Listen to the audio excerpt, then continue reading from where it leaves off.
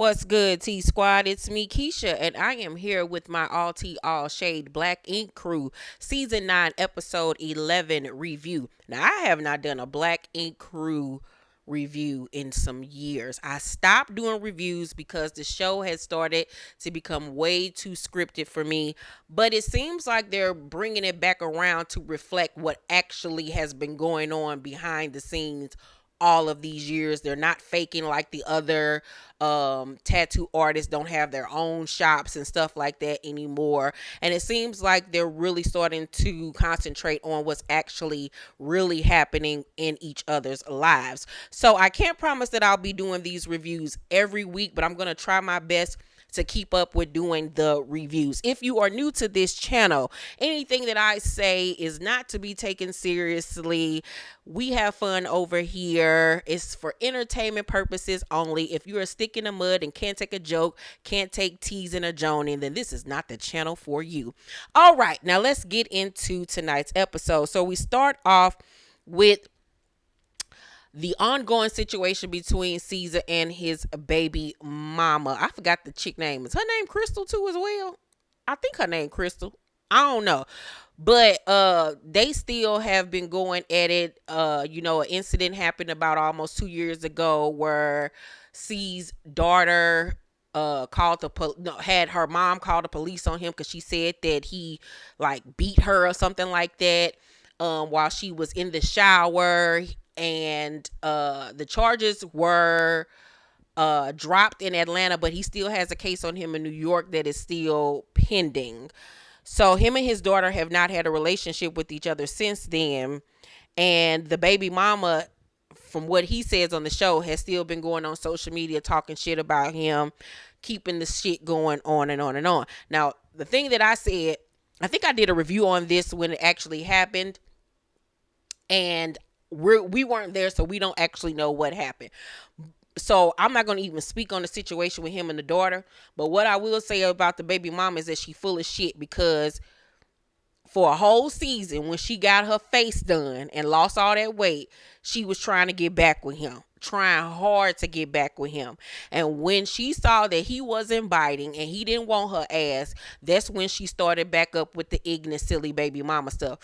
Ain't no way in hell I would be on television trying to be back with my baby daddy after I have accused him for years of being negligent, not helping me, all of this, that, and the third, or whatever. That's just like me trying to be back with Kyrie's daddy. Ain't no way in the goddamn hell. I don't care how well he doing in life.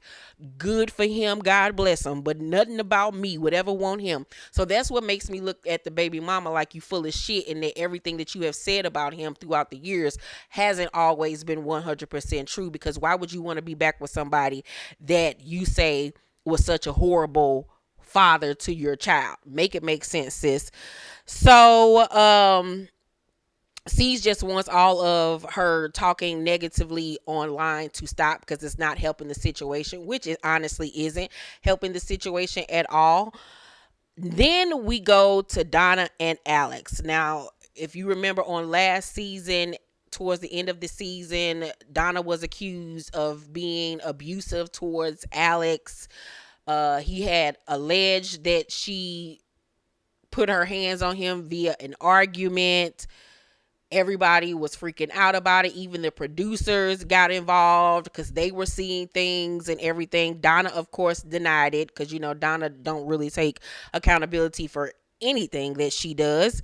Alex, however, is still accepted by the crew. They still want him around, but C's makes it very clear that Donna is no longer welcome, not only because of the domestic violence allegations against her when it comes to her and Alex, but he saw that she was getting on social media liking comments that his baby mama was making against him. And when she posted that comment under the shade room when the Asian killings were going on, it just was a bad look for the show, for his tattoo franchise. And of course VH1 is not tolerating that type of behavior anymore. And Donna and her antics have run its course at this time. Donna has been given 50 million chances to get it right and get it together, and she has yet to do it.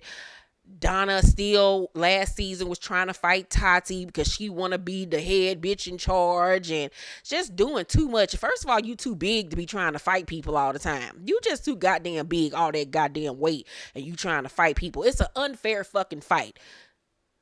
Unfucking fair. You remind me of that tall motherfucker from WWE, Andre the Giant. Yeah, bitch, you Andre the Giant. And her Tati is looking like Rey Mysterio. Like it's an unfair fucking fight, sis. Sit your big ass down. Then you got your big ass over there trying to fucking fight Alex, old skinny, malnourished looking ass. Like you are a big ass bully. A big fucking bully. And people are tired of it. And she always blaming stuff on everybody else. Ain't nobody got time for all of that, girl. No, no, no, no, no, no, no, no. So, like I said, C's invites Alex to come back, but Donna is no longer welcome. Of course, Alex brought his ass on the show, denying that she put her hands on him. He tells the producers in his confessional that he lied and that he actually nicked his self when he was shaving his beard. And as the day progressed and they were arguing, he then decided to say that she put her hands on him. If that even is the case, it's something wrong with you too, that you would even put that type of, shit out there about somebody that you say that you love, first of all. And Donna, you a fool for still wanting to be with him after him saying some shit like that about you, tarnishing your image and your reputation. But I believe the latter, where she was putting her hands on him, because like I said, them producers were so concerned. These were women, black women producers that were so concerned for Alex. So I don't know, child. If he like it, I love it. If he over there getting pounded on like she Ike and he Tina, then more power to him. Hopefully, with her being off the show now, they can get things together and work on their relationship. So then we learned that Tati was arrested when she went back to New York while they were filming in Atlanta last season. She was arrested for drug trafficking, child. Now, I don't know what in the hell is going on with Tati, but you would think about now she'd be tired of getting arrested, child. You just want somebody to play with your coochie in the jail cell. You want somebody to scissor you for a bag of ramen. So apparently a friend of hers tried to ship 3 kilos from Puerto Rico to Tati's post office box. Who came up with that genius idea? Why would you try to ship a key of whatever, 3 kilos of whatever through the postal system, you nimrods? What in the hell is going on? That has to be the dumbest idea ever. And if she was involved, y'all all need to be locked up, because that was dumb as shit. Dumb as hell. One thing that I noticed is that Tati never said that she wasn't involved. She just kept on saying that she was scared. So we all know that. I think when she got arrested back in the day, it had something to do with some drug shit or some shit. So I don't know, girl. I guess the paychecks ain't paying too well, that she over there still on some street shit. We'll see how this whole thing plays out, but it looks like sis might be going to the clinker. Then we see Caesar go to meet with his lawyer about the situation with his baby mama. Her name is Crystal. C's lets us know that he sent her a cease and desist letter to stop talking about him on social media, and her ignorant ass decided to go on social media and read the cease and desist letter to her followers and then say fuck you in the process. This bitch is crazy. So he then said that she put his address out there so he no longer feels safe in his home.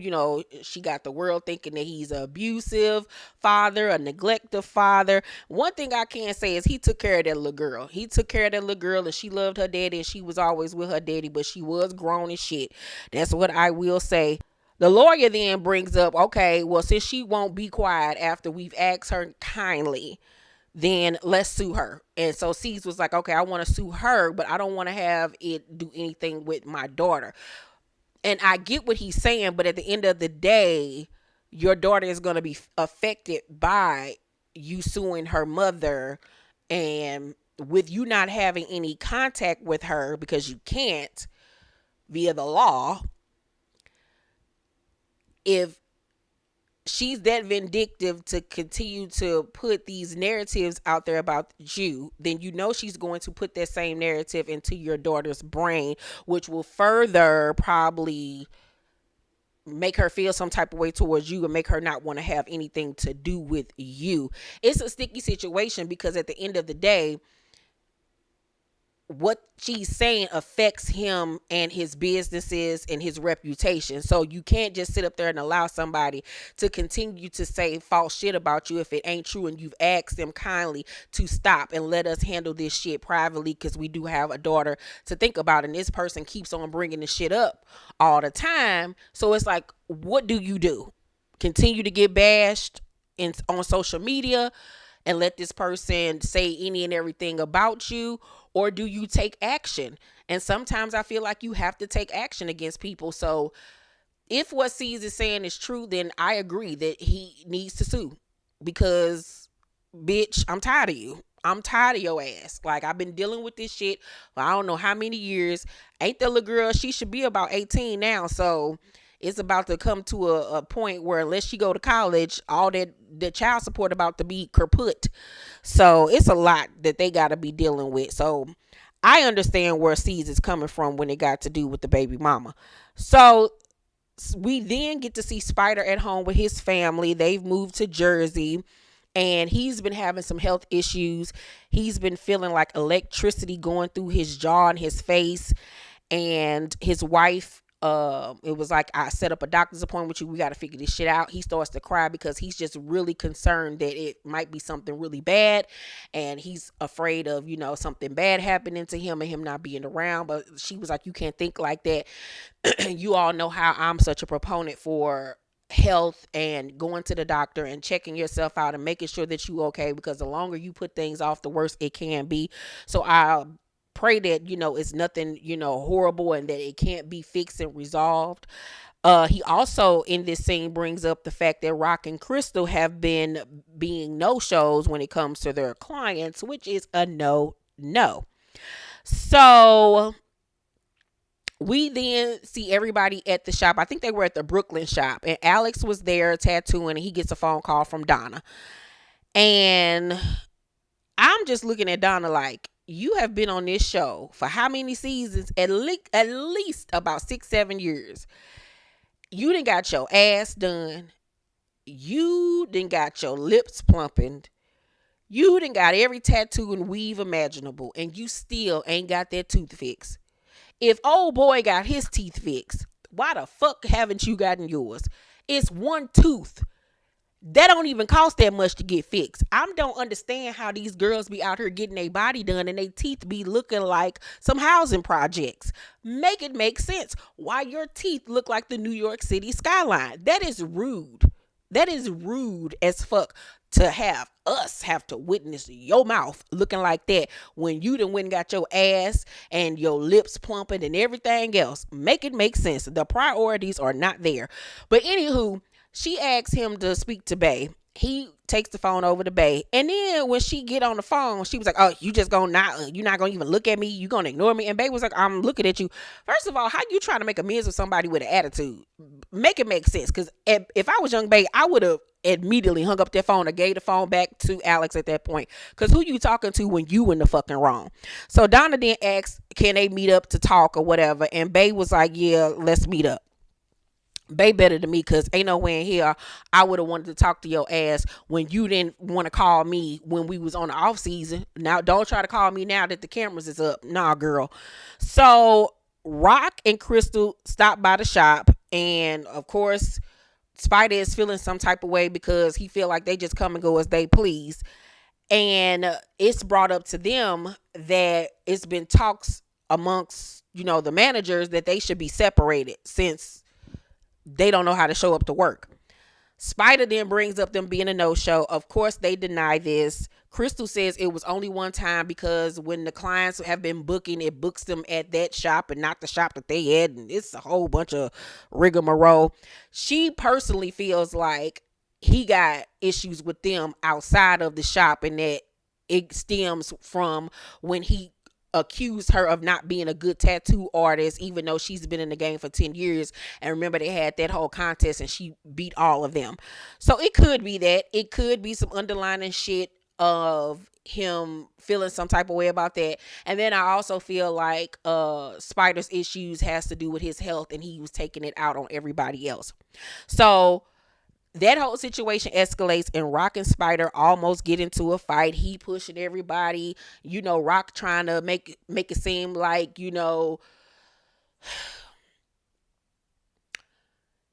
he El Guapo out in these streets and he not afraid of nobody. He want to be El Guapo and not Eric Clapton because he don't want to be looking soft after he got punked last season. So of course he know that Crystal don't like that pussy shit. So of course he had to stick up for himself. And it's just a bunch of testosterone going around, child. And everybody look crazy and spit flying everywhere. And I'm just thinking about COVID and it's just nasty.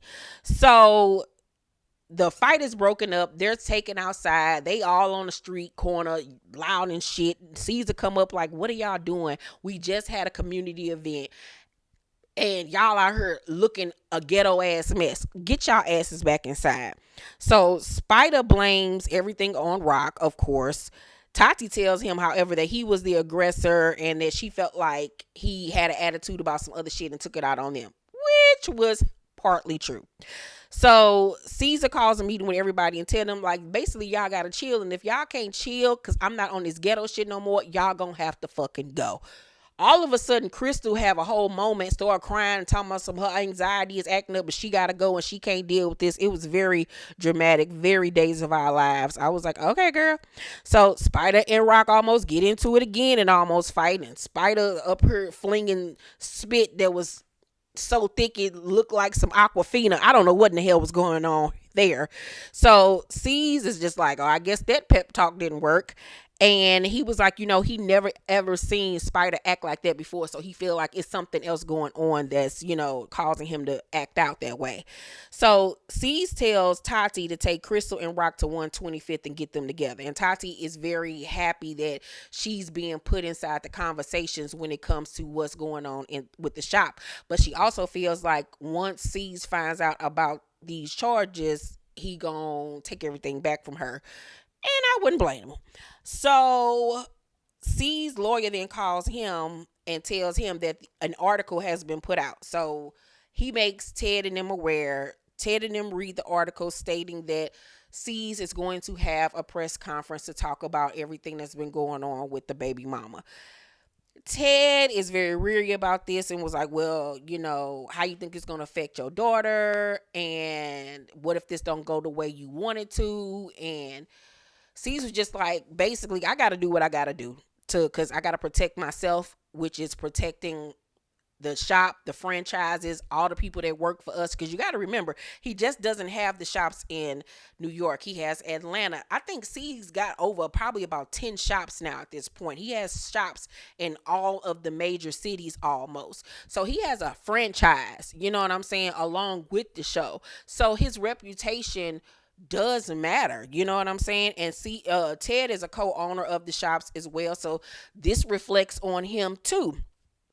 So Bay tattoos Havoc from Mobb Deep. Donna ends up coming over so they can talk, and she come in, baby, with an attitude once again, blaming everybody else for what happened, not taking accountability for nothing. Donna is just a waste of time. I'm so happy she is not gonna be on this show no more. Bay starts to cry because she was hurt. She was hurt because, like, you're one of my closest friends, and you would never think that one of your closest friends would get on social media and say some shit like that about something that affects you and your ethnicity and your culture and what's going on in y'all world with Asian people getting killed and stuff. It's just like if Bay would have got online and made some fucked up comment about Black Lives Matter when somebody got killed, she would be crucified. So Donna was absolutely 100% wrong. Donna was like, I'm sorry, I never should have said that. And she was like, I love you. And Bay forgives her, and Donna was like, well, I'll talk to you later, or call me if you ever want to talk. And it's basically left off on some, it seems to me like it was left off between them, like, I accept your apology, but I'm pretty much good on you type shit, and that they ain't gonna be friends like that no more. I'll be shocked if they are. So then at the end of the episode, Donna says her farewell to the show and says that she's grown since her first season. I don't believe her. Because in between time of Atlanta and them filming this season was only 30 days. So how much growing did you do in 30 days? But okay, girl, if you say so, I believe you. So that's my review on Black Ink Crew. I quite enjoyed tonight's episode. Overall, I would give this episode a B+. It was cute for what it was. Same scenario, but it was cute. Can't wait to see next week's episode. Seems like some shit gonna really be going down. Let me know what you thought about tonight's episode. Make sure to thumbs up this video, like and subscribe, and hit that notification bell button. I love you guys, and I will see you on the next video. Peace.